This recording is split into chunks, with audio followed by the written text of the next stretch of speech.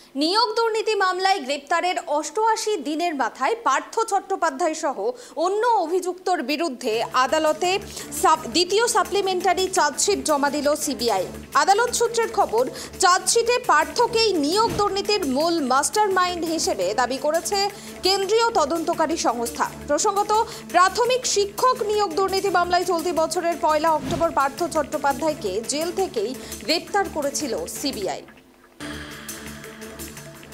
আমরা এই বিষয়ে বিস্তারিত কথা বলবো। এই মুহূর্তে আমার সঙ্গে লাইভ রয়েছেন আমাদের প্রতিনিধি কলকাতা থেকে অভ্রদীপ। অভ্রদীপ, নিয়োগ দুর্নীতি মামলায় গ্রেপ্তারের ৮৮ দিনের মাথায় পার্থ চট্টোপাধ্যায় সহ অন্য অভিযুক্তদের বিরুদ্ধে আদালতে দ্বিতীয় সাপ্লিমেন্টারি চার্জশিট জমা দিল সিবিআই। কি জানা যাচ্ছে, বিস্তারিত জানাও আমাদের।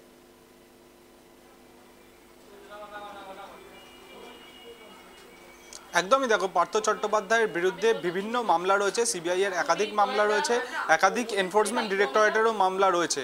এবার সিবিআই এর যে নিয়োগ দুর্নীতির আরও একটি মামলা রয়েছে, সেই মামলাতে ৮৮ দিনের মাথায়, অর্থাৎ গ্রেপ্তারির ৮৮ দিনের মাথায় পার্থ চট্টোপাধ্যায় এবং অয়নশীল এবং অন্যান্য অভিযুক্তদের বিরুদ্ধে কিন্তু দ্বিতীয় সাপ্লিমেন্টারি চার্জশিট জমা দিল সিবিআই। এবং এই চার্জশিটে যেটা রয়েছে সূত্র মারফত জানা যাচ্ছে যে পার্থ চট্টোপাধ্যায়কে কিন্তু নিয়োগ দুর্নীতির মাস্টার মাইন্ড বলে অভিহিত করা হয়েছে, সেই চার্জশিটে স্পষ্ট উল্লেখ রয়েছে। তার পাশাপাশি তোমাকে জানিয়ে রাখবো, ইডিতে নিয়োগ দুর্নীতির মামলায় গতকালই চার্জ গঠনের প্রক্রিয়া শুরু হয়েছে পার্থ চট্টোপাধ্যায়ের বিরুদ্ধে। অন্যদিকে সিবিআই এর যে অন্যান্য মামলাগুলি রয়েছে, সেই মামলাতেও কিন্তু কোথাও দেখা যাচ্ছে না পার্থ চট্টোপাধ্যায়ের কিছুটা স্বস্তিতে রয়েছেন। অন্যদিকে ইডির মামলায় যে চার্জ গঠনের প্রক্রিয়া শুরু হয়েছে, সেখানেও কিন্তু পার্থ চট্টোপাধ্যায়ের ঘনিষ্ঠ বান্ধবী অর্পিতা মুখোপাধ্যায়ের বাড়ি থেকে যে ৫০ কোটি টাকা উদ্ধার হয়েছিল, সেই টাকাও কিন্তু পার্থ চট্টোপাধ্যায়ের তেমনটাই যে চার্জ গঠনের শুনানি হয়েছিল গতকাল, সেই চার্জ গঠনের শুনানিতেও এনফোর্সমেন্ট ডিরেক্টরেটের তরফে দাবি করা হয়েছিল। পার্থ চট্টোপাধ্যায় সুপ্রিম কোর্ট থেকে জামিনের একটা আবেদন করেছিলেন, তার ফলেই কিন্তু এই চার্জ গঠনের প্রক্রিয়া শুরু হয়েছে ইডির বিশেষ আদালতে। এবং সেইখানেও কিন্তু পার্থ চট্টোপাধ্যায়কেই কিন্তু মূল অভিযুক্ত হিসেবে দেখাচ্ছে এনফোর্সমেন্ট ডিরেক্টরেটের আধিকারিকরা। অন্যান্য যে সিবিআই এর মামলাগুলি রয়েছে নিয়োগ দুর্নীতির, সেগুলোতে পার্থ চট্টোপাধ্যায়কে এর আগেই মাস্টার মাইন্ড, কখনো কিংপিং, কখনো দুর্নীতির শিখরে তিনি রয়েছেন, তেমনটা অভিযোগ বলা হয়েছে। এবং কিন্তু পার্থ চট্টোপাধ্যায়কে এই যে সিবিআই এর নিয়োগ দুর্নীতি মামলা রয়েছে, তাকে গ্রেপ্তারির ৮৮ দিনের মাথায় সাপ্লিমেন্টারি চার্জশিট দিল সিবিআই। দ্বিতীয় সাপ্লিমেন্টারি চার্জশিট দেওয়া হয়েছে, তাতেও কিন্তু পার্থ চট্টোপাধ্যায়কে মাস্টার মাইন্ড বলে অভিহিত করা হয়েছে। তো এই মামলায় আগে থেকেই জেলে ছিলেন পার্থ চট্টোপাধ্যায়। অন্য মামলাগুলিতে, এই মামলাতে কিন্তু নতুনভাবে ৮৮ দিন আগে আদালতে হাজির করিয়ে পার্থ চট্টোপাধ্যায়কে সোন অ্যারেস্ট করা হয়েছিল। শুধু পার্থ চট্টোপাধ্যায় নয়, অয়নশীলকেও কিন্তু এই মামলাতে গ্রেপ্তার দেখিয়েছিল দেখানো হয়েছিল সিবিআই এর তরফে। এবং পার্থ চট্টোপাধ্যায়ের বিরুদ্ধে যে সমস্ত অভিযোগগুলি রয়েছে, সেই অভিযোগগুলি এতটাই গুরুতর যে Partha Chattopadhyay kingpin, master mind, এই শব্দবন্ধগুলি বারবারই কিন্তু সিবিআই এর চার্জশিটে, ইডির চার্জশিটে উঠে এসেছে। ধন্যবাদ অভ্রদীপ। আমরা দেখলাম নিয়োগ দুর্নীতি মামলায় গ্রেপ্তারের ৮৮ দিনের মাথায় পার্থ চট্টোপাধ্যায় সহ অন্যান্য অভিযুক্তদের বিরুদ্ধে আদালতে দ্বিতীয় সাপ্লিমেন্টারি চার্জশিট জমা দিয়েছে সিবিআই। আদালত সূত্রে জানা গিয়েছে, চার্জশিটে পার্থকেই নিয়োগ দুর্নীতির মূল মাস্টারমাইন্ড হিসেবে দাবি করেছে কেন্দ্রীয় তদন্তকারী সংস্থা। প্রসঙ্গত, প্রাথমিক শিক্ষক নিয়োগ দুর্নীতি মামলায় চলতি বছরের ১ অক্টোবর পার্থ চট্টোপাধ্যায়কে জেল থেকেই গ্রেপ্তার করেছিল সিবিআই আধিকারিকরা।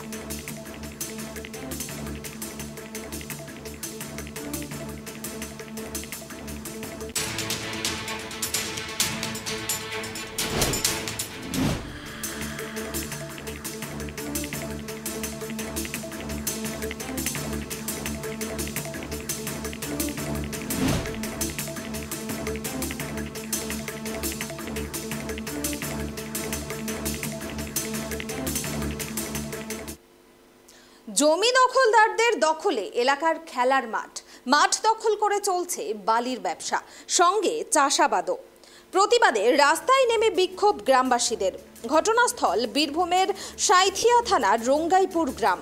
খেলার মাঠ ফিরে পেতে প্রশাসনের কাছে আর্জি জানিয়েছেন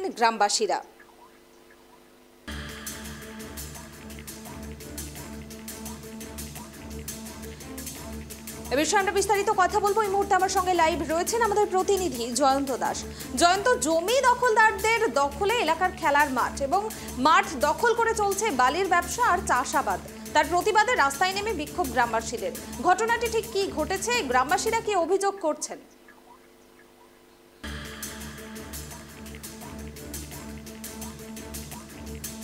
যান্ত্রিক গোলযোগের কারণে যোগাযোগ বিচ্ছিন্ন হয়ে গিয়েছে, তবে আপনাদের আবারও একবার জানিয়ে রাখবো, জমি দখলদারদের দখলে এলাকার খেলার মাঠ দখল করে চলছে বালির ব্যবসা, সঙ্গে চাষাবাদও।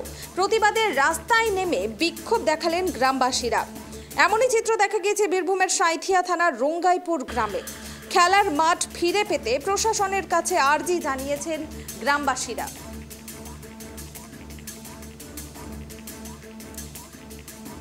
আমরা বিষয়ে কথা বলবো আমাদের প্রতিনিধি জয়ন্ত দাসের সঙ্গে। জয়ন্ত, জমি দখলদারদের দখলে এলাকার খেলার মাঠ এবং মাঠ দখল করে চলছে বালির ব্যবসা এবং তার সঙ্গে চাষাবাদ। তারই প্রতিবাদে রাস্তায় নেমে বিক্ষোভ দেখালো গ্রামবাসীরা। কি অভিযোগ করছেন মূলত গ্রামবাসীরা?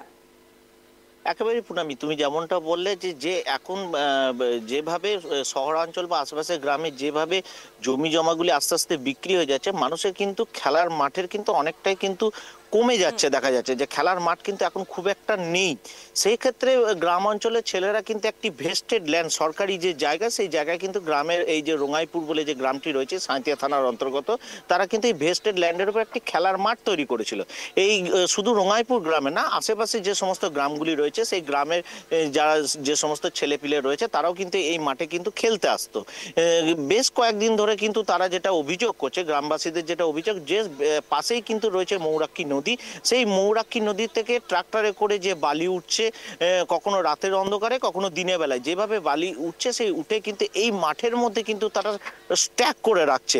এরপরেও তাছাড়াও কিন্তু এই মাঠ দিয়ে ট্রাক্টরের গাড়ি যে যাতায়াত বা অন্যান্য যে সমস্ত যানবাহন রয়েছে সেগুলি যাতায়াতের পরে এই খেলার মাঠটি কিন্তু নষ্ট হয়ে যাচ্ছে। তারা কিন্তু বারবার এই যে সমস্ত বালির যারা মালিক রয়েছেন, যারা বালিঘাটে রয়েছেন, তাদের সঙ্গে বারবার কিন্তু বলেও কিন্তু কোনো সুরাহা হয়নি। এছাড়াও তোমাকে বলি, আশেপাশে যারা চাষাবাদ করছে এই খেলার মাঠের পাশে, তারাও কিন্তু ভেস্টেড ল্যান্ড বলে তারাও কিন্তু অনেকটা অংশ কিন্তু আস্তে আস্তে ঢুকিয়ে নিচ্ছে চাষাবাদের জন্য। তাদেরকেও কিন্তু গ্রামবাসীরা বারবার কিন্তু বারণ করেছিল এবং তাদেরকে বলার সত্ত্বেও কিন্তু কোনো রকম কিন্তু তারা কিন্তু কর্ণপাত করেনি। তাই আজকে তারা কিন্তু নিজেরাই স্বতঃস্ফূর্তভাবে গ্রামবাসীরা একত্রিত হয়ে কিন্তু তারা যে সিউড়ি সাঁইথিয়া যে রাস্তা, সেই রাস্তা কিন্তু প্রায় ঘন্টাখানেক তারা কিন্তু অবরোধ শুরু করে। এরপর স্থানীয় প্রশাসনকে তারা কিন্তু তারা নজরে আনার জন্যই কিন্তু এই অবরোধ, তাদের কিন্তু এমনটাই বক্তব্য। এরপর সাঁইথিয়া থানা থেকে পুলিশ কিন্তু সেখানে আসে এবং তাদের সঙ্গে কথা বলে এবং তাদের যে সমস্যা দ্রুত সুরাহা হয়ে যাবে এমনটাই আশ্বাস দিলে ঘন্টাখানেক পর সে পথ অবরোধ কিন্তু উঠে যায়। পুনামি, জয়ন্ত, প্রশাসনের পক্ষ থেকে গ্রামবাসীদের কি আশ্বাস দেওয়া হয়েছে এই সমস্যার সমাধানের?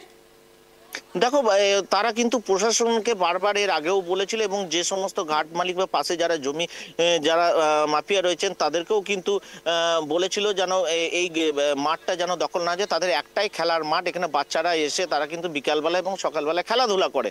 কিন্তু বারবার এই বলেও কিন্তু যখন সুরাহা হয়নি, তারা কিন্তু প্রশাসনকেও কিন্তু দৃষ্টি নজর দেওয়ার জন্য তারা কিন্তু জানিয়েছিল, তাতেও যখন কোনো কাজ হয়নি, তাই আজকে তারা বাধ্য হয়ে কিন্তু তারা কিন্তু এই পথ অবরোধের যে রাস্তা, সেই রাস্তা কিন্তু বেছে নেয়।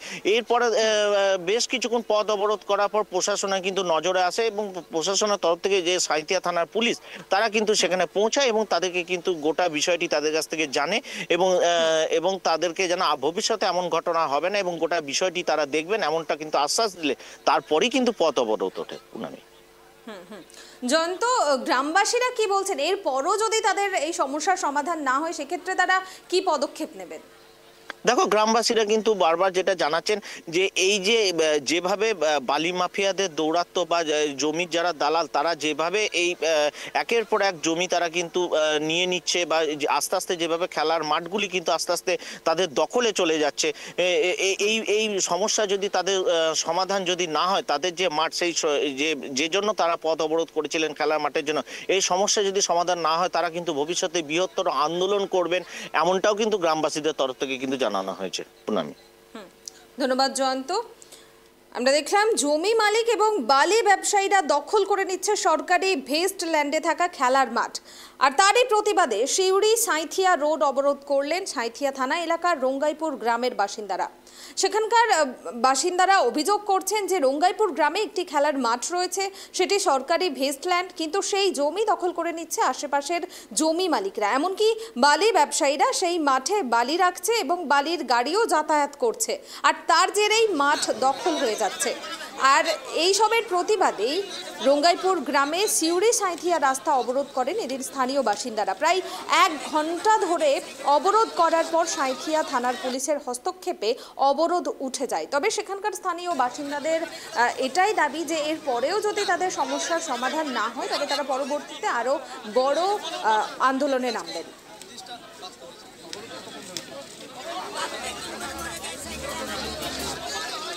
ওখানে কারণ একটা আমাদের ছেলে মেয়েদের বল খেলার জন্য একটা মাঠ ছিল, ওই মাঠটাকে এখন জবরদখল করে মানে চাষাবাদ করা হচ্ছে। আমাদের ছেলেরা, গ্রামের ছেলেরা ওখানে খেলা করতে পারছে না। আর দ্বিতীয় কথা হচ্ছে আদিবাসী শ্রেণীর লোক 3-4টে পাড়া আছে, ওই পাড়ার লোকেদের ওইখানে সমাধি করা হয় এবং ওই সমাধি জায়গাগুলোকে বালি তুলে একবারে শেষ করে দিয়েছে। আমাদের দাবি দেওয়া আপত্তি অনেকবার করা হয়েছে, দাবি দেওয়াগুলো শুনেই না।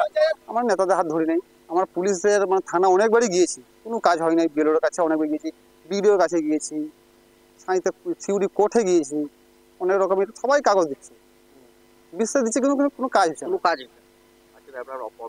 হ্যাঁ,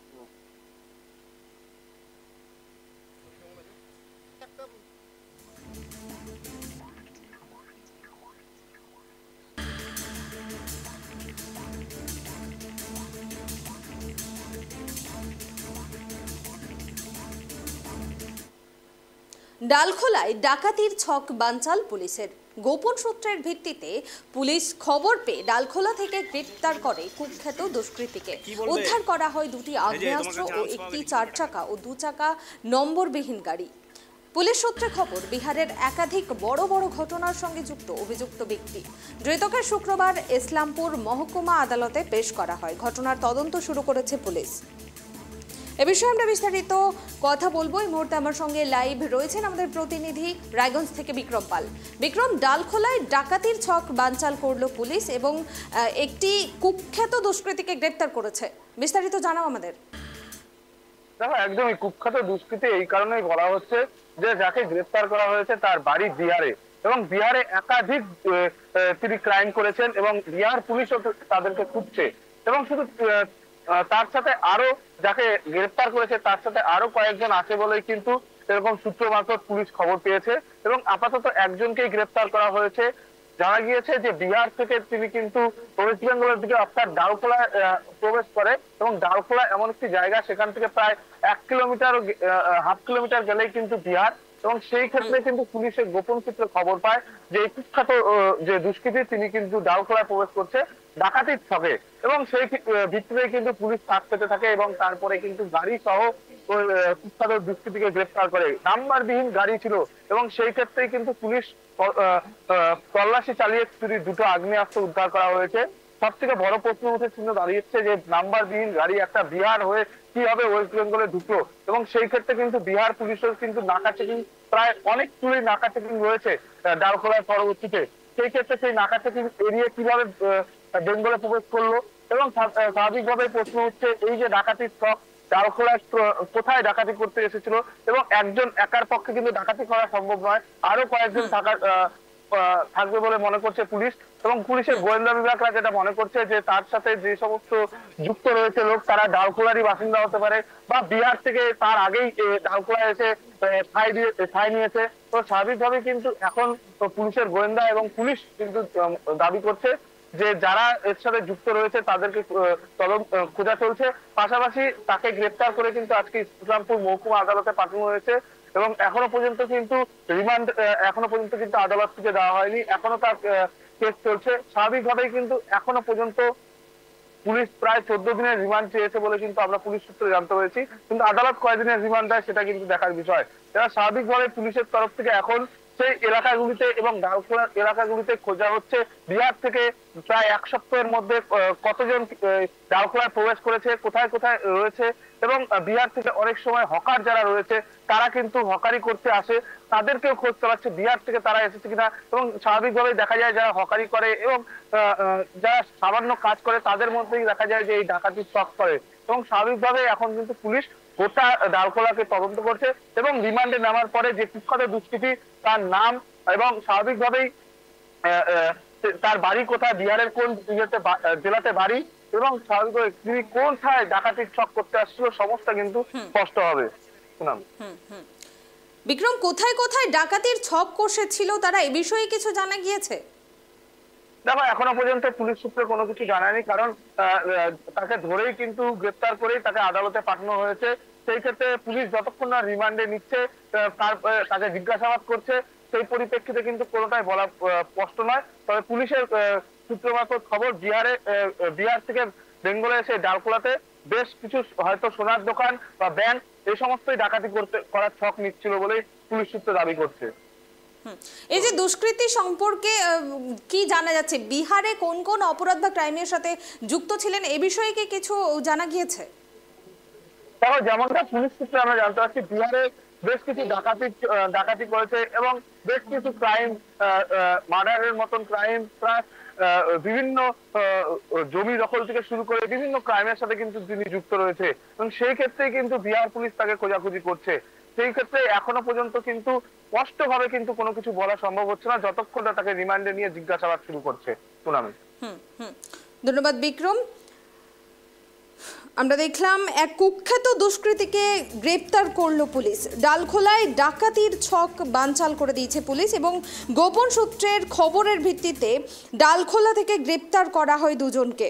তার সঙ্গে উদ্ধার করা হয়েছে দুটি আগ্নেয়াস্ত্র, একটি 4 চাকা ও 2 চাকা গাড়ি, এবং যে 4 চাকা ও 2 চাকা গাড়ি উদ্ধার করা হয়েছে সেগুলো কিন্তু নম্বরবিহীন। পুলিশ সূত্রে জানা যাচ্ছে বিহারের একাধিক বড় বড় অপরাধ ঘটনার সঙ্গে যুক্ত কিন্তু এই অভিযুক্ত ব্যক্তি। ধৃতকে শুক্রবার ইসলামপুর মহকুমা আদালতে পেশ করা হয়। ঘটনার তদন্ত শুরু করেছে পুলিশ।